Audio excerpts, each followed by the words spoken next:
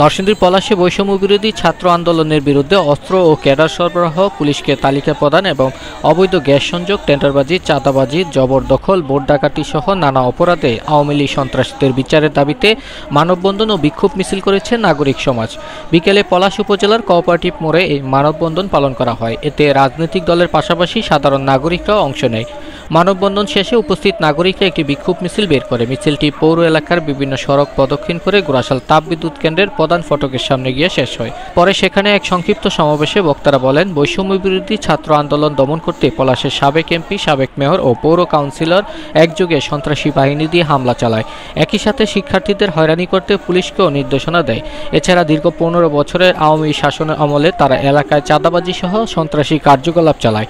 তাদের এসব কর্মকাণ্ডের জন্য বিচারের দাবিও জানানো হয় সভা থেকে। এ সময় উপস্থিত ছিলেন পলাশ উপজেলা বিএনপির প্রচার সম্পাদক হাজী জাহিদ, পলাশ থানা ছাত্রদলের আহ্বায়ক নাজমুল হোসেন সোহেল, ছাত্রদলের সাবেক সিনিয়র সহসভাপতি আমিনুল ইসলাম, গোরাশাল পৌর বিএনপির সহ স্বেচ্ছা বিষয়ক সম্পাদক লুৎফুর রহমান, পলাশ শিল্পাঞ্চল কলেজ শাখা ছাত্রদলের সাবেক সভাপতি নয়ন মিয়া, সাবেক সভাপতি আশরাফ হোসেন, গোরাশাল পৌর যুবদলের যুগ্ম আহ্বায়ক ইসরাফিল মিয়া, গোরাশাল বিদ্যুৎ কেন্দ্র শ্রমিক ইউনিয়নের সাধারণ সম্পাদক শরীফ হোসেন, শ্রমিক নেতা ফারুক সহ বিভিন্ন নেতৃবৃন্দ। ধ্বংস করার জন্য আমাদের পলাশে এই তুষার বাহিনী তারা যেভাবে ছাত্রদেরকে পরিণত করার জন্য অস্ত্র সজ্জিত হয়েছিল, জুলাই ডাকাতের কাহিনী যদি বলি 2 ঘন্টায় শেষ হবে না।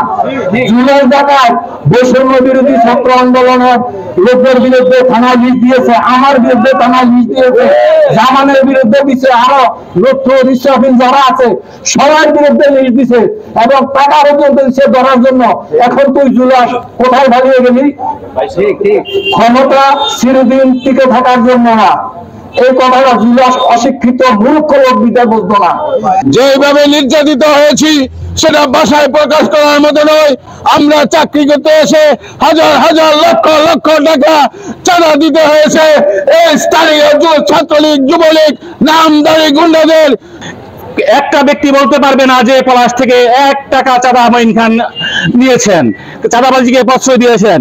কিন্তু আপনারা দেখেন দীর্ঘ 16 বছর দিলীপ পটন বাহিনী তারা পলাশে লুটপাট করেছে, পলাশের সম্পদকে কুক্ষিগত করেছে, জবরদখল করেছে, জায়গা দখল করেছে, সম্পদ দখল করেছে, তারা সার চুরি করেছে, তারা বিদ্যুৎ কেন্দ্র থেকে লোহা চুরি করেছে, তারা আমাদের সম্পদকে লুটপাট করেছে, আমাদের স্বাধীনতাকে হরণ করেছে, আমাদের ভোটাধিকারকে হরণ করেছে।